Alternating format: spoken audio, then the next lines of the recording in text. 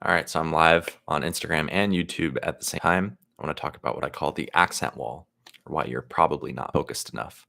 And if you want my help, you can go to accentmentorship.com and you can apply for me to help you more deeply. So let's dive in. What do I mean by the accent wall?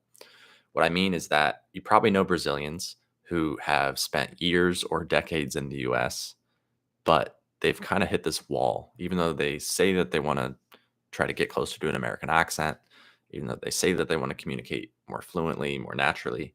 You kind of, it seems like they hit this wall, this place where they kind of plateau, and it's hard to make more progress.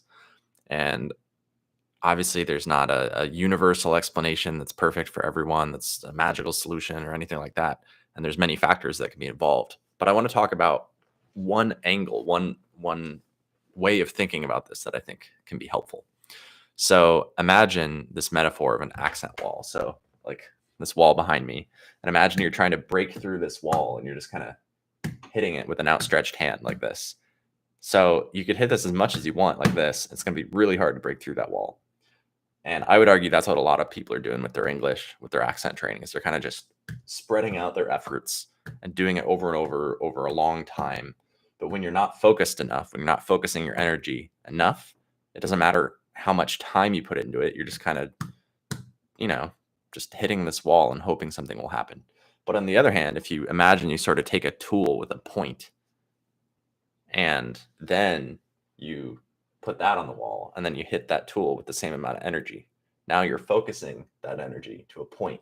It's going to be a lot easier to start to make a crack in that wall, and your efforts can actually start to make progress. So that's how I think about this for accent, for language ability, for whatever it is. If you're feeling like you're stuck, if you're hitting a wall, my suggestion is it's probably not that you just need more time.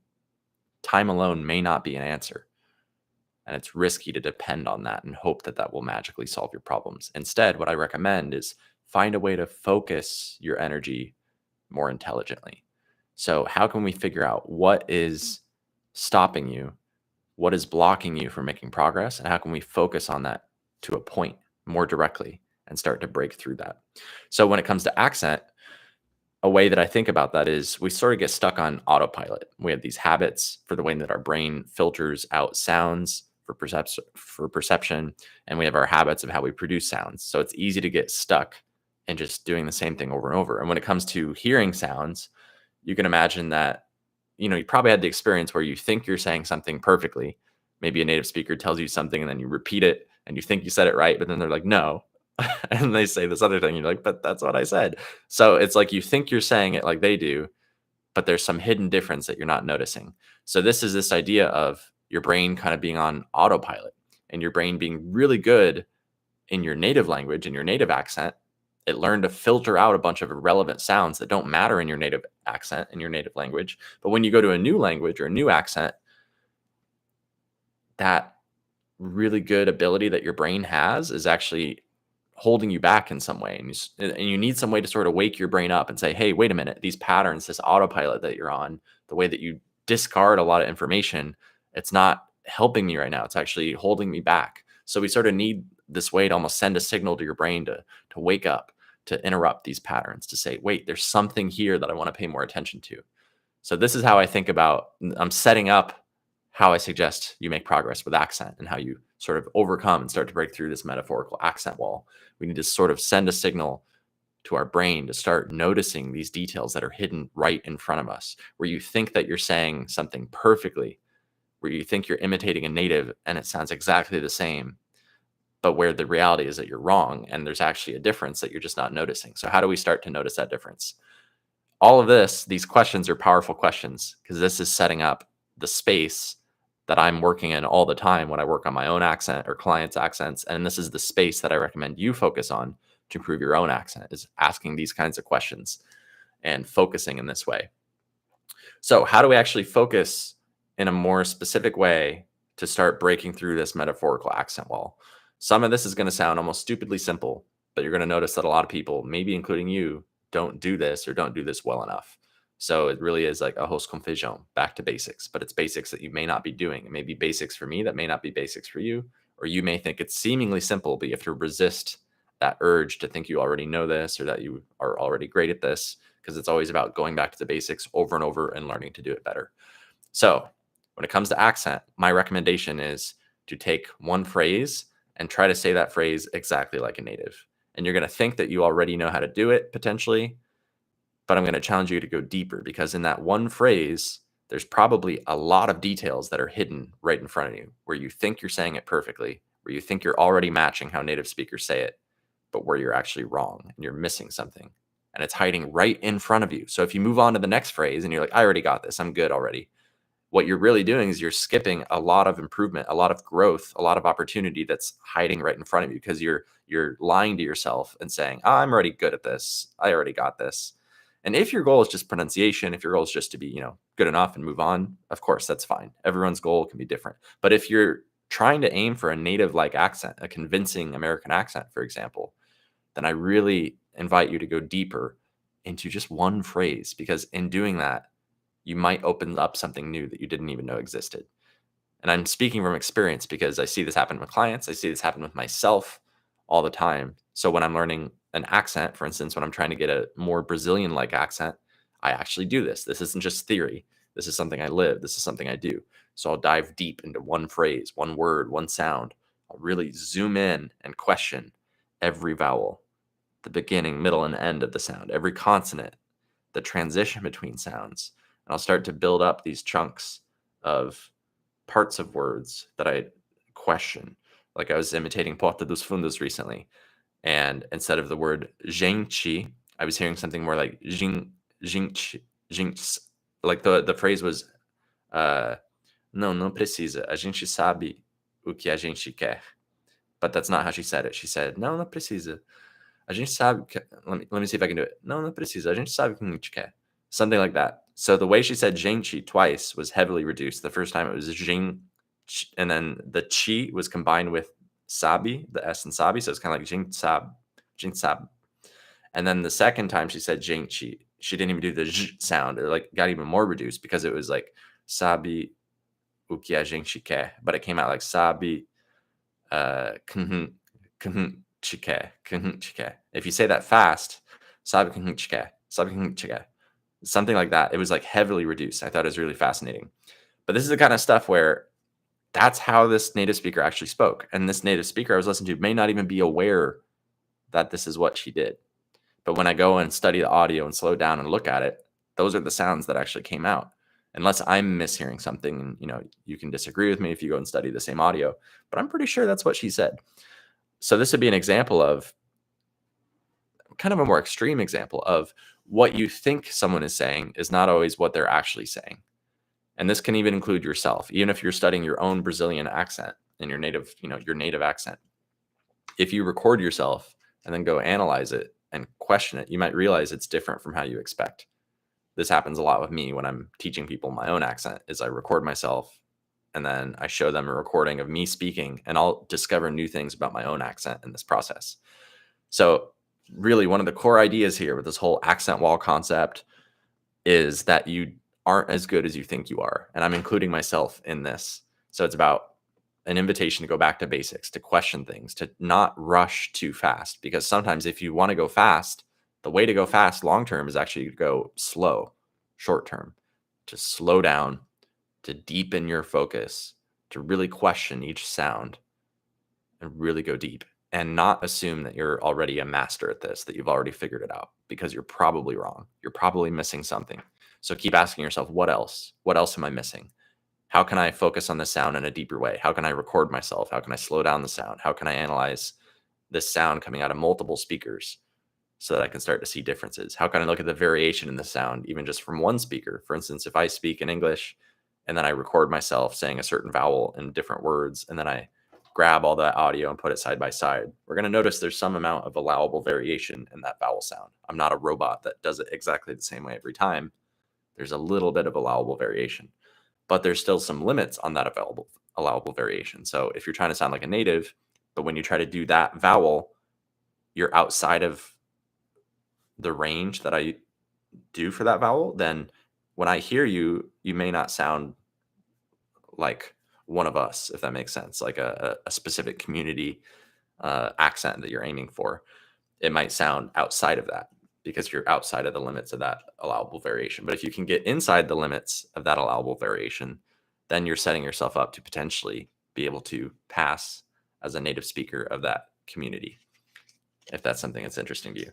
Long story short, the main thing I'm saying here, a lot of it's like kind of seemingly common sense stuff that we don't do. So it's, if you want to get good at accent, focus on accent and really focus. You don't just need more time. You don't just need more, vocab and grammar and writing and other things to focus on. All that's good, but it's good for other areas in a lot of ways. If you want to get good at accent, focus on accent. Go deep on accent. And a lot of it's hiding in plain sight.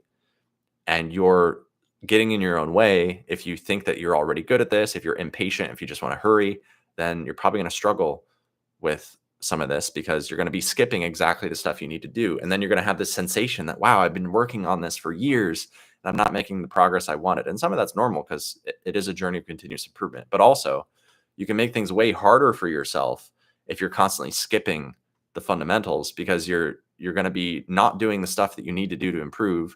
Then you're going to be feeling like, why am I not improving? And it's going to drag out the time that it takes you to grow even longer, so that you're stretching out your time to get to a certain accent goal. Maybe you could have done it in, a few months or a year or whatever to reach a certain goal. But when you're just kind of skipping over the fundamentals, you drag out that time even further to where maybe you never even get there in your entire life because you just keep skipping the stuff that you need to focus on. There's this quote that I love. Some people think it's controversial or they don't agree, but the quote is, babies are not better language learners than you. They just don't have escape routes. So whether you agree with that quote, whether you like it or not, that's fine. I think it doesn't even matter. It doesn't have to be true 100% to be useful. And I think it's a very useful quote, no matter what you think about it. So the reason it's useful is this idea of escape routes. So think about a baby. They're kind of trapped. It's hard for them to escape the situation. They're just kind of there in their own body. They can't really run away. Their body doesn't work that well yet. They're just kind of there, and they're trying to, interact with the world around them. They want to be part of things, and it's hard. Imagine how hard it would be to be in that situation. And so they're just kind of stuck, and they're really trying to figure out how to participate in the world around them. Whereas as an adult, we've already got a lot of that participation figured out. And we're able to leave situations that we don't like. And we're able to just even open up YouTube and go to a stupid, funny video about cats or something. Anytime that we have something that's hard, it's very easy for us to just avoid it. We have a lot of escape routes. So I would argue with accent, this is true as well. You could easily be like, close enough. I already know this. I'm going to work on vocab or grammar or language stuff or communication in other ways. Or I'm going to go watch a video or do something totally unrelated. There's so many things that can lead us to feel like we're being productive, and maybe we are. But if our goal is to improve accent, then that may be misplaced productivity. It may be a feeling of busyness, a feeling that we're moving forward. But the reality might be that when it comes to accent, we're stuck and we're just treading water and we're just looping and we're just repeating autopilot for forever. And we're not really making progress. So that's where this accent wall comes in. That's where this idea of you could work on something for years or decades and basically be stuck. It makes a lot of sense when you think about it this way. A lot of people are just treading water. They're just repeating the same habits over and over, and they're not actually giving their brain a chance to interrupt those patterns. They're just repeating the same stuff over and over. They're just kind of stuck. So again, my idea to help you here is don't just keep spreading out your energy trying to break through the wall. Instead, focus it to a point and start to actually break through. But you got to increase your focus. And when it comes to accent, again, that's focus on one phrase, focus on one sound, zoom in, really question things, and don't assume that you already know stuff perfectly. Assume that you're missing something. Assume that even when you think you sound exactly like a native, that there's probably something that's a little bit different. So that's my message for today. I'll remind you again. Let me put it in the comments. I should have done this earlier. Let's see. Let me grab this real quick. But yeah, go to accentmentorship.com. I'll do some questions and answers here in a sec if you guys want. But let me do a quick little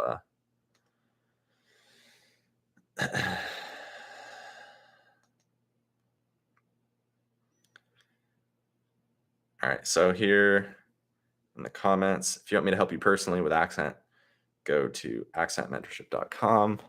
Put that in the comments on Instagram. I'll put it in the comments on YouTube as well. So yeah, quick little mini pitch for that, and then we'll do questions and answers. So basically, if you want me to help you, go to accentmentorship.com. You'll be able to watch a quick video about how I think about working together. I talk a little bit about this accent wall concept. You can see a bunch of testimonials from people who've worked with me.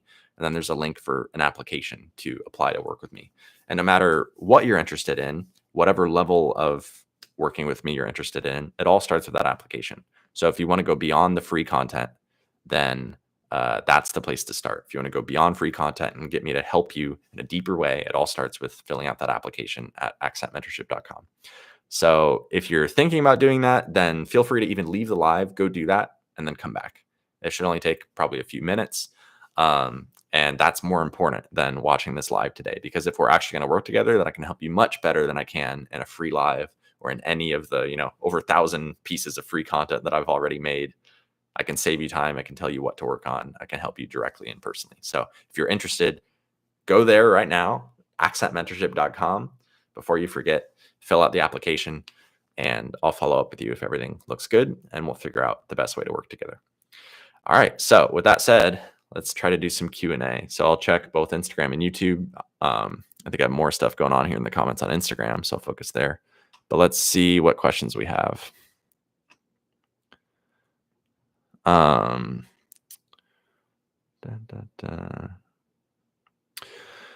Oi, você faz aula particular. Gostaria de fazer 3 horas todos os dias. Quanto fica o valor?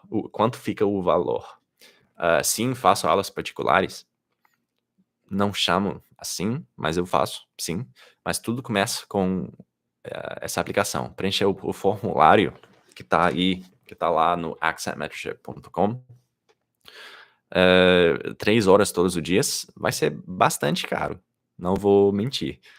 Porque não é esse modelo que eu geralmente uso com os meus clientes. Eu tendo a dizer que o que mais importa não é o que a gente faz nas aulas em si, mas é o que você faz fora das aulas. Então, eu tento mostrar o caminho e dar ajuda mais pontual, mais poderosa, vamos dizer assim, investir, caminhar. Como dizer isso em português? Andando. Como é que fala isso? Sabe o que quero dizer? Tipo, levar alguém pela mão, passo por passo. É possível fazer isso até certo ponto, mas vai ser bem caro, sabe? Uma pessoa passar muito tempo com você assim, se a pessoa for boa, você pode contratar alguém a um preço barato, mas enfim. Mas eu tento capacitar a pessoa, mostrar o caminho, mostrar como é que eu faço. E no final das contas, eu não posso ouvir os sons por você, não posso fazer o treinamento por você. Vai ter muito a ver com você fazer as coisas. Ups, tá acabando a minha bateria. Vai ter a ver muito com você fazer os exercícios você sozinho ou sozinha. Eu tô aqui para ajudar, sim, mas é bem importante que você seja independente também nessa jornada. Enfim, mas tudo começa aí preenchendo o formulário. Let's see what other questions we got. I know I had some others coming in here in the chat. Do you think it's really necessary to work on placement, or is it better to focus on pronunciation and intonation? I don't even use the word placement. I hear people talk about posture instead, and I think posture is probably like a physically more accurate term than placement from what I've understood. Even though I know a lot of people talk about placement, I think posture, from what I understand, is more physically accurate and sort of reproducible from one person to another person, whereas placement is sometimes like this kind of floaty idea that people imagine, and they imagine it in different ways, and it's kind of pseudoscience. I think I'm still learning about that. That is not where I'm best. I'm not best at placement or posture. It's kind of hard to explain that stuff, and again, I think some of it sometimes is kind of pseudosciency and just what people believe, and people may describe it, and they may describe the same thing in many different ways. It may feel different to different people. So I think posture is a way to align that better from one person to another, but it's still a little bit tricky. And for anyone who doesn't know what we're talking about, that's fine. Just ignore it for now. But it's a thing that exists, and people talk about.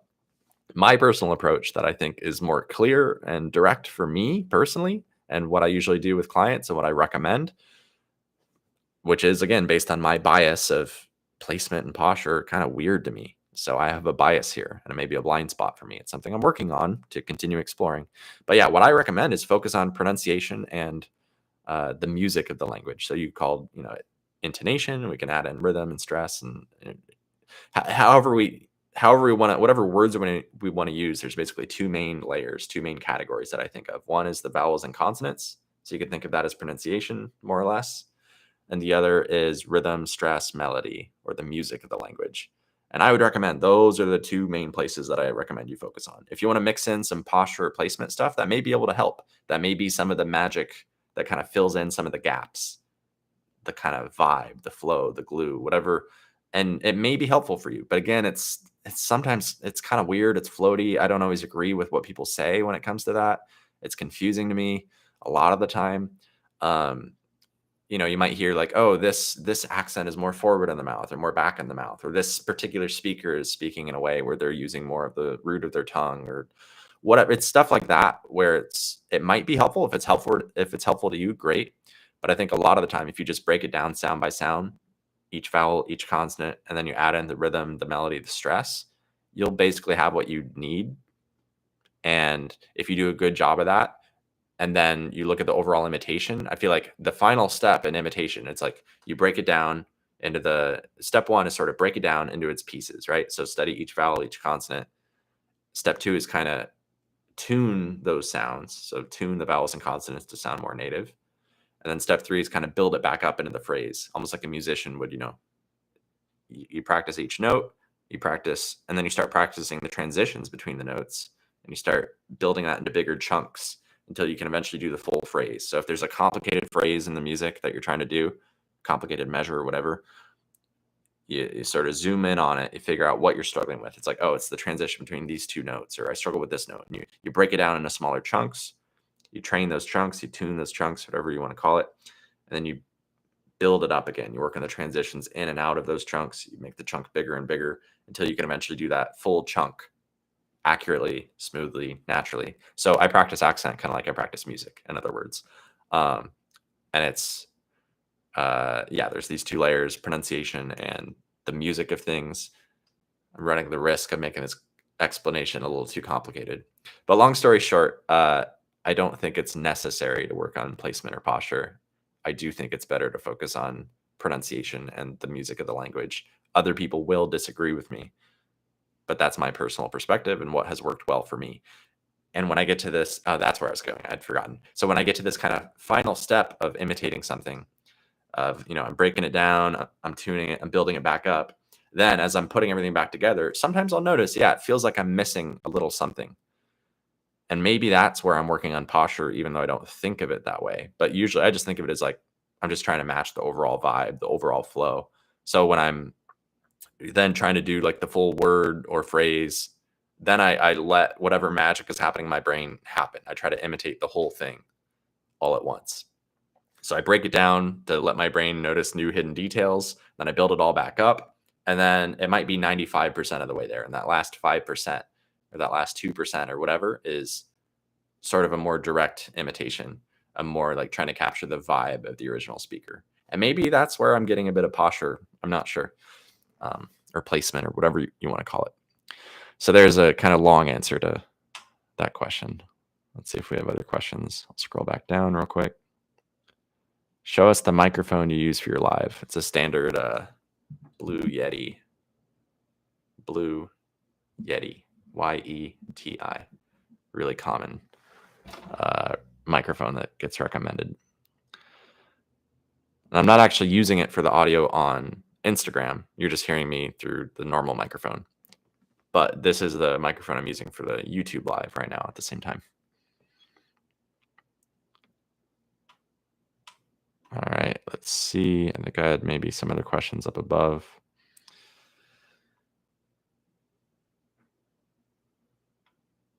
Oh, 10% battery. Let me plug this in real quick. Otherwise, it might die.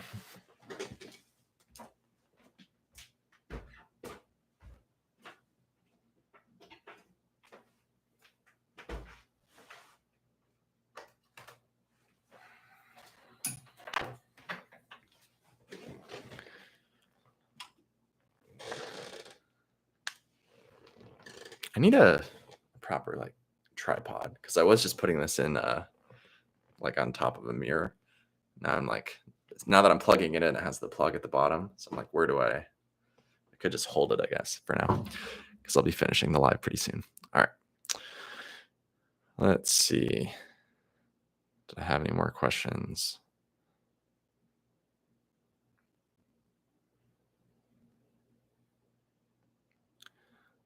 Dun, dun, dun. If you have questions, put them in the chat and I'll answer them before I leave here. But I think I answered all the things that people have asked so far. Yeah, I think we're good. All right. So if you want more help, go to accentmentorship.com, fill out that application, and I look forward to seeing your application. And I'll talk to you later. Have a good one.